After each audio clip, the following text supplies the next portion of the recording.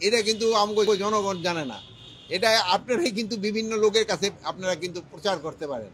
আমাদের সব কৃষি না, ইভেন মৎস্যর দিকে দেখেন আপনারা, যদিও বলবেন যে স্যার পাঙ্গাস মাছ আর এই কি বলে তেলাপিয়া এইগুলি, অন্য কিন্তু এই যে শিং, কই, মাগুর, এগুলি, ট্যাংরা, তারপরে পাবদা, এগুলিরও কিন্তু হচ্ছে অনেক উন্নতি। তো এইগুলিও আপনারা জনগণের প্রচার করলে ওনারা কিন্তু একটু খুশি হয়। প্লাস আপনি জানেন ফসলের আপনি জানেন যে কৃষিকের যে উন্নতি আপনি দেখেন, প্রথম হলো দেখেন আমাদের মেইন খাবারটা হলো চাউল।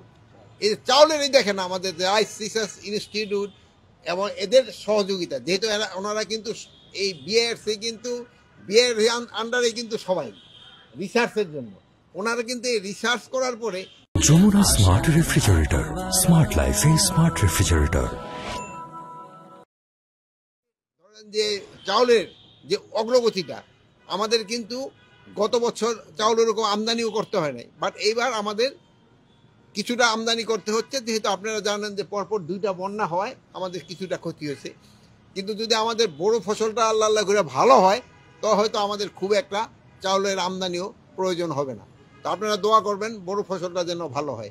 এবং অন্যান্য ফসল এবার দেখবেন যে আলুরও কিন্তু ওরকম দাম হবে। এখনও দেখবেন গত বছরের তুলনায় এবার কিন্তু আলুর দাম অনেক কম। কেন? যেহেতু আলুটা কিন্তু মোটামুটি ভালো হয়েছে, অগ্রিম আলুটা। সবজি, পেঁয়াজ, আপনি দেখেন সব কিছুর কিন্তু এখনো দাম কমে গেছে। আপনারা এটাও বলবেন যে কৃষক কিন্তু আবার খুব দাম কমে গেলে কিন্তু কৃষক আবার ক্ষতিগ্রস্ত হয়, সে কিন্তু পরের বার আবার বলতে চায় না। এই সমস্যাগুলি যদি আপনারা সবাই বুঝান তো কিন্তু খুব ভালো। যেহেতু আমাদের তো মেইন হয়তো আমাদের কৃষকরা তো আমাদের মেইন প্রাণ, এরাই কিন্তু আমাদের বাঁচায় রাখছে। এবং এই আমাদের এই ম্যাডাম এবং এরা যে আছে, এরাই যে রিসার্চ করে কিভাবে উন্নতি করা যায় এটা গেছে। এই যে আজকে আমার তারা একটা নতুন অ্যাপ আবিষ্কার করছে, ওখানে আপনি ফার্মাররা কৃষি জমিতে দাঁড়ায় তার এই জমিতে কোন ফসলটা সবচেয়ে ভালো হবে এবং এটার জন্য কি পরিমাণ সার লাগবে এবং কি পরিমাণ দিতে হবে, এই যে কি বলে যে কীটনাশক দিতে হবে, সব জিনিস কিন্তু এই একটা কৃষক ইসের ভিতরে পাওয়া যাবে। এটা এই খামারি অ্যাপ, এটার নাম দিছে খামারি অ্যাপ।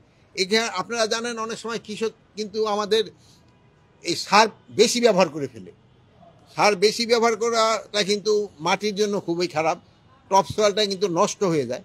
কিন্তু এই যে খামারি অ্যাপটা যদি ব্যবহার করে, তবে কিন্তু এই সারের ব্যবহারটা পরিমিত মাত্রায় হবে। এখন যেমন ধরেন আমাকে একটা নতুন সার আছে ডিএপি, ইউরিয়ার 20% কিন্তু ডিএপির ভিতরে থাকে। এখন একটা কৃষক যদি জানে যে এই ডিএপির ভিতরে 20% আছে, তো তার ওই 100% ইউরিয়া না দিয়ে সে 80% দিল ইউরিয়া, আর 20% তো তার ডিএপির থেকে পেয়ে যায়। এই জিনিসগুলি কিন্তু করতে পারে। এটার জন্য কিন্তু যারা যে রিসার্চ করতেছে, এর জন্য আপনারা সবাই ধন্যবাদ দেবেন, সবাই একটা হাততালিও দিবেন এর জন্য, যেহেতু তারা আপনার জন্য কিন্তু অনেক কাজ করতেছে। এটা আপনারা সবার কাছে প্রচারও করবেন। এখন আপনাদের রমজান উপলক্ষে নিত্যপণ্যের দাম স্বাভাবিক থাকবে কিনা আমরা প্রত্যেক বছর দেখি, সরকার আশ্বাস দেয় কিন্তু বাস্তবায়নে নাই, কাগজে কলমে থাকে, বাস্তবায়নে নাই। এই বিষয়টা যদি একটু বলেন। সরকার আশ্বাস দেয় না, মানে সরকার মনে প্রাণে চায় যে নিত্যপণ্যের দাম যেন কোনো অবস্থায় না বাড়ে। আপনারা যদি অন্যান্য দেশের সাথে তুলনা করেন, এবং আমরা এখানে দেখে যেন খ্রিস্টান যারা আছে এই ইসের সময় তারা কিন্তু জিনিসপত্রের দাম কমায় দেয়, খ্রিসমাসের সময় অন্যান্য ধর্মের দাম কমায় দেয়। বাট আমাদের বিজনেসম্যানরা এরা ভাবে যে এইটাই বুঝি তাকে আয়ের মাস। কিন্তু এইটা আপনাকে বলতে হবে যে এই সময় তোমরা প্রফিট মার্জিনটা বরঞ্চ কমায়ে জনগণের পাশে দাঁড়াও, তোমাদের এইতে কিন্তু একটা বড় ধরনের সওয়াব হবে। তারা কিন্তু ওই ধরেন ইফতার পার্টি করবো, এই পার্টি করবো, সেই বলে এই ইফতার পার্টি না করে জনগণের এই জিনিসপত্রের দাম কিভাবে কম থাকে এটার ব্যবস্থা করো। কিন্তু আমাদের তো হয় উল্টা, এই সময় হলে তারা ভাবে যে এটা তার আয়ের মাস। এক সময় এক ব্যবসায়ী বলতেছিল রোজার মাসে কিন্তু অনেকে বেশি আয় করতে চায়, কিন্তু এটা যেন না করে, এইদিকে আপনাকে একটুখানি সজাগ হতে হবে। আর এইভাবে আপনারা দেখছেন যে এই আমাদের যে এই যে কি বলে ছোলা ঠোলা, এবার কিন্তু অনেক বেশি আমদানি করা হচ্ছে। আমাদের মনে হয় না কোনো রকমের কোনো অসুবিধা হবে এবং জিনিসপত্রের দাম একটা সহনীয় পর্যায়ে থাকবে, তো একটা নাগালের ভিতরে থাকবে।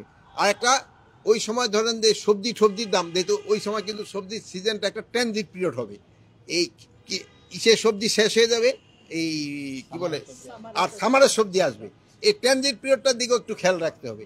এই জন্য আমরা এই কৃষি সবজিটা এই শীতকালীন সবজিটা প্রিজার্ভ করার জন্য আমরা নতুন কিন্তু একটা কোল্ড স্টোরে করার চিন্তা ভাবনা করা হচ্ছে, এবং এটা মোটামুটি দেখবেন কয়েকদিনের ভিতরে আমরা যে কন্টেইনারে যেন 6 মাস 8 মাস রেখে দিতে পারে ফুলকপি, বাঁধাকপি, তারপরে আপনার কি বলে শালগম, তারপরে গাজর, এগুলি যেন রেখে দিতে পারে, এই আমরাও একটা চিন্তা ভাবনা আছে এবং এটা নিয়ে কাজ শুরু হয়ে গেছে।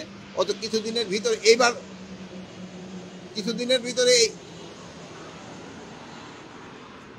ভিতরে আমরা কিন্তু এটা রাখাও ব্যবস্থা করব। ইভেন আপনার ফলও কিন্তু রেখে দিতে পারবেন।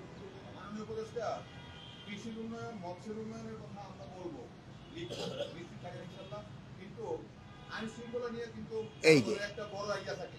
আমার দুটা কোশ্চেন। না আমি আজকে শোনেন, আমি এটা ওইটার একটা উত্তর দেবো না, এই জন্য আমি ওইটা উত্তর দিলে আপনারা টিভিতে খালি ওইটার স্ক্রলে দেখাবেন, এটা আপনারা দেখাবেন না। আমি কৃষি আজকে আমি কৃষির উপরে আপনারা প্রশ্ন করেন, শোনেন, এই কৃষির উপরে আপনারা প্রশ্ন করেন, কৃষির উপরে বলেন। এই যে সিন্ডিকেটের মাধ্যমে সারের দাম বাড়ানো হচ্ছে একটি প্রশ্ন, আরেকটি প্রশ্ন হচ্ছে কৃষি মন্ত্রণালয় থেকে স্বরাষ্ট্র মন্ত্রণালয় সব জায়গায় হচ্ছে এখন তদবির বাণিজ্য আর হলো পদোন্নতি, শুধু বঞ্চিত আর বঞ্চিত, নানা জায়গায় এই ধরনের অভিযোগ। আপনি শুধু এই আমি হওয়ার পরে এখানে একটা এক্সাম্পল দিয়ে দেন যে এইটা করা হয়েছে, ওরে এই পদোন্নতি প্রপার না দেওয়া ইসের দেওয়া হয়েছে, এখানে যে যোগ্য না যোগ্য ছাড়া দেওয়া হয়েছে, একটা আপনার এক্সাম্পল দেখা দেন। শোনেন, আপনারা আমার দুর্নীতি যদি করি আমি আপনারা লিখে দেন যে স্যার আপনি এখানে দুর্নীতি করতেছে, আমার তো কোনো আফসোস নেই। আপনারা সত্যি কথা লিখবেন, এটি তো চাই। আপনারা সত্যি কথা লিখলে জনগণ, হ্যাঁ আপনি যেটা বললেন, হ্যাঁ চাঁদাবাজি এগুলির ক্ষেত্রে অবশ্যই চাঁদাবাজির ক্ষেত্রে কিন্তু অনেক সময় জিনিসের দাম বেড়ে যায়, এই জন্য আমরা কিন্তু যেন চাঁদাবাজির মাধ্যমে জিনিসপত্রের দাম না বাড়ে এই জন্য আমরা চেষ্টা করতেছি। আমি আরেকটা জিনিস আপনাকে অনেক বলছি, আপনাকে আজকেও আবার বলতেছি যে আমি এই উপদেষ্টা হওয়ার পর কিন্তু আমার আত্মীয় স্বজনের সংখ্যা বেড়ে গেছে, আমার বন্ধু বান্ধবের সংখ্যাও বেড়ে গেছে। এই বন্ধু বান্ধব যারা হয়তো কোনোদিন দেখেন, হ্যাঁ ভাই আপনার সাথে তো একসাথে পড়ছি, এই আছে, এই সংখ্যা কিছুটা তো বাঙালিকে একটা সমস্যা হয়, এই জন্য কিন্তু আমাদেরও কিন্তু অনেক কেয়ারফুল থাকতে হয়। এই জন্য আপনারা আমাকে সবসময় কারেক্ট সংবাদ দিয়ে যাচ্ছেন, আপনাদেরকে এই সংবাদের উপর ভিত্তি করে কিন্তু আমরা কাজ করে যাচ্ছি। কিন্তু আপনি আমার যেটুকু এন্টারটেনমেন্ট ওটার ক্ষেত্রে যদি আপনারা লেখেন যে না সে এন্টারটেনমেন্ট কেন নিবে, আমার এন্টারটেনমেন্ট আমাদের যদি আমি যে থেকে বেশি খরচ করি কোথাও, এটা আপনারা বলেন। রমজানে যেসব ব্যবসায়ীরা সিন্ডিকেট করে যদি নিত্যপণ্যের দাম বাড়ায় তাদের বিরুদ্ধে আপনাদের অবস্থানটা কি থাকে? রমজানের সময় যদি কোনো নিত্যপণ্যের দাম বাড়ায়, সে শুধু জনগণের কাছে না, সে আল্লাহর কাছেও কিন্তু দায়ী হয়ে থাকবে, সে কিন্তু আল্লাহর কাছেও দায়ী হয়ে থাকবে। আর এই আবার দেখবেন অনেক সময় আছে, ওখানে আবার দুই একটা এক্সাম্পল দিয়ে দেখলে আবার আপনারা দিলে আবার ইউটিউবে আসবো, আবার এরা আবার অনেক সময় অখুশি হবে। কিন্তু এটা ক্ষেত্রে আপনারও লোকজনদের সচেতন করবেন, এবং আমাদের ক্ষেত্রে আমাদের যতটা অ্যাকশন নেওয়ার আমরা অতটা নিব। আলু ব্যবসায়ী, আলু যারা উৎপাদন করে খামারিরা দেখছি আপনার রাস্তায় আলু থেকেও আমরা প্রতিবাদ জানাতে দেখছি দাম কমে গেছে, এদের ব্যাপারে আপনারা ওহো, এই একটা খুব ভালো কথা বলছেন। শোনেন, আমি কিন্তু আলু এলাকার লোক, আমার বাড়ি মুন্সিগঞ্জ। হ্যাঁ, এই আলু কিন্তু গতবার যেহেতু আলু প্রোডাকশন একটু কম হয়, অনেক কোল্ড স্টোর খালি পড়ে গেছিল, অনেক কোল্ড স্টোর কিন্তু খালি পড়ে গেছিল। এবার কিন্তু আমরা ওই কোল্ড স্টোরগুলি যদি ভরে, এবং আমরা 3 মাস 4 মাস রাখার জন্য একটা ধরনের কোল্ড স্টোরের মতো, ওটা কোল্ড স্টোর না, দিয়েই করা, এই কি বলে মালিনা, এই না প্রায় এই যে মারা গেলে করে কি কয়, আচ্ছা বাঁশ, এই যে বাঁশের চাটাই দিয়া, ওই যে চাটাই দিয়া ওইটা করা হয়েছে, ওইটা বাতাসও যেন পায়।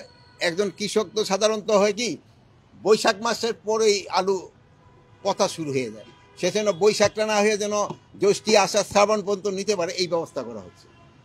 স্যার একদম শেষ প্রশ্ন, আওয়ামী লীগ ফেব্রুয়ারিতে এবং মার্চে কর্মসূচি দিয়েছে না, আমার কি আজকে আমি কৃষি ছাড়া কোনো কিছু না, আমি কৃষি ছাড়া না আজকে আমি কৃষি না, এই কৃষি ছাড়া কোনো কিছু বলতে। থ্যাংক ইউ সবাইকে।